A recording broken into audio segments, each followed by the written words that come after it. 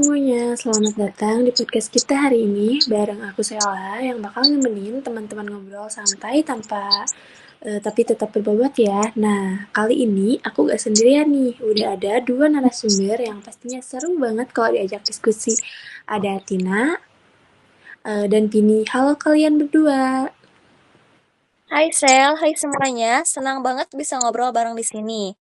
Halo juga, gak sabar nih bahas topik hari ini. Nah, oke teman-teman, hari ini kita bahas sesuatu yang sering kedengaran, tapi kadang masih banyak yang nggak ngeh nih sebenarnya. Apa yang dimaksud dengan asuransi?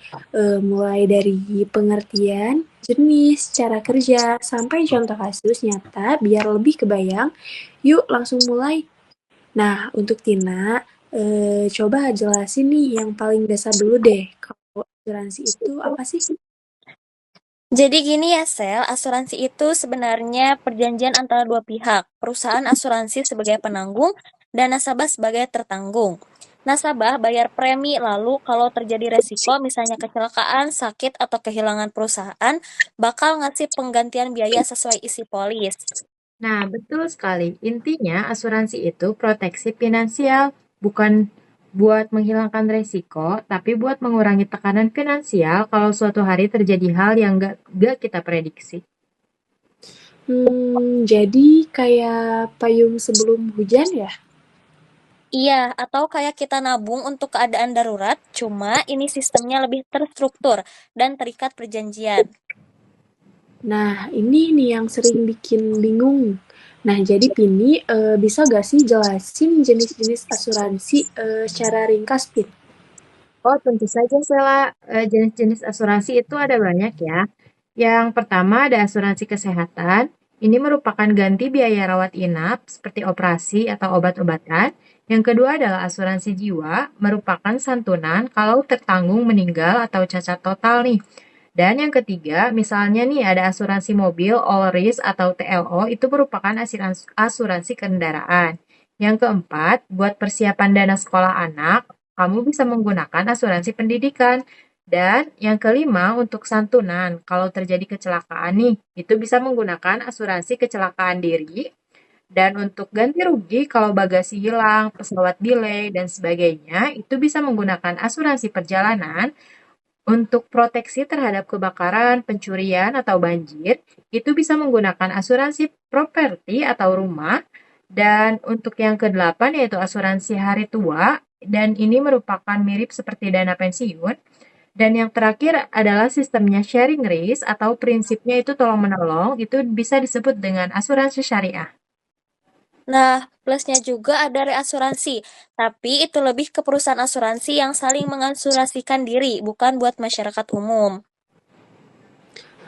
Lengkap sekali ya penjelasannya. Jadi, sebenarnya pilihan itu banyak banget ya, tinggal disesuaikan sama kebutuhan, begitu bukan? Nah, betul sekali. Kita itu harus mementingkan kebutuhan apa nih yang kita butuhkan, lalu kita pilih asuransi apa yang kita butuhkan. Jadi jangan asal pilih asuransi ya. Ini yang sering disalahpahami ya, Tina. Coba Tina, coba jelasin sistem kerjanya itu seperti apa?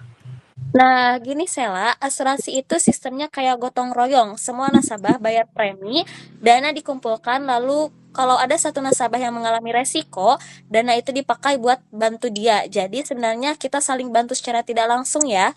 Nah, ada juga nih prinsip-prinsip dasar yang harus dipatuhi. Misalnya yang pertama, utmost good faith atau nasabah wajib jujur. Yang kedua, insurable interest, yaitu harus ada kepentingan yang sah. Yang ketiga adalah indemnity atau ganti rugi diberikan sesuai kerugian. Yang keempat adalah proximate cause atau klaim diterima kalau sesuai penyebab yang tertera di polis. Berarti kuncinya harus baca polis dengan teliti ya?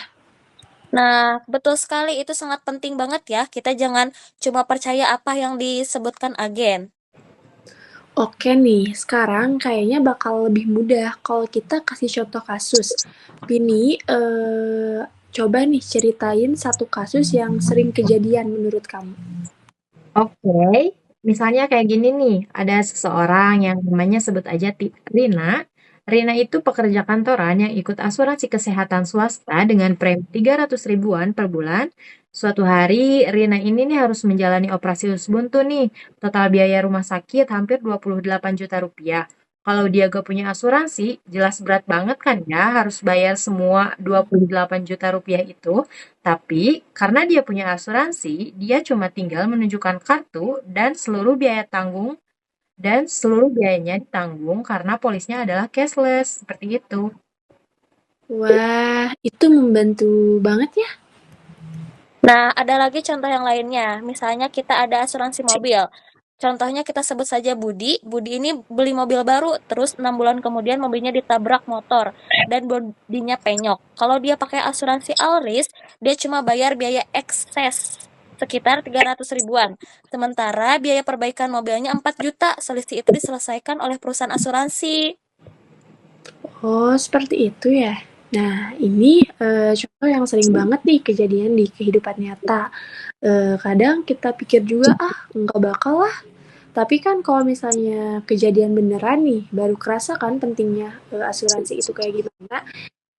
Tina bisa kasih tips gak singkat buat orang yang mau mulai ikut asuransi? Nah, kalau tipsnya yang pertama yaitu pilih produk sesuai kebutuhan, bukan cuma ikut-ikutan apa kata orang. Yang kedua yaitu cari perusahaan yang kredibel, pastikan diawasi OJK. Yang ketiga yaitu baca polis dengan teliti, khususnya bagian pengecualian klaim. Keempat, kalau beli lewat agen, pastikan agennya punya sertifikasi ya. Nah, dan juga jangan tergiur karena preminya murah kalau manfaatnya gak sesuai. Asuransi itu investasi jangka panjang loh, jadi harus lebih teliti lagi ya. Eh, oke teman-teman, kita sudah ngobrol banyak banget nih tentang asuransi, mulai dari pengertiannya, jenis-jenisnya, cara kerjanya, sampai contoh nyata yang benar-benar terjadi dalam kehidupan sehari-hari. Jadi kesimpulannya, mungkin asuransi itu bukan soal takut hal buruk terjadi ya, tapi tentang kesiapan finansial dan juga rasa aman. Risiko itu kan nggak bisa kita hilangkan nih, tapi kita bisa mengelola dampaknya supaya nggak bikin hidup kita berantakan secara ekonomi. Jadi nih buat teman-teman, sesama pendengar penting nih banget untuk mulai mempertimbangkan asuransi sesuai dengan kebutuhan masing-masing.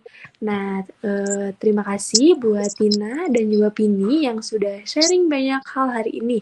Sampai ketemu di episode selanjutnya. Dadah semuanya. Dadah, terima kasih.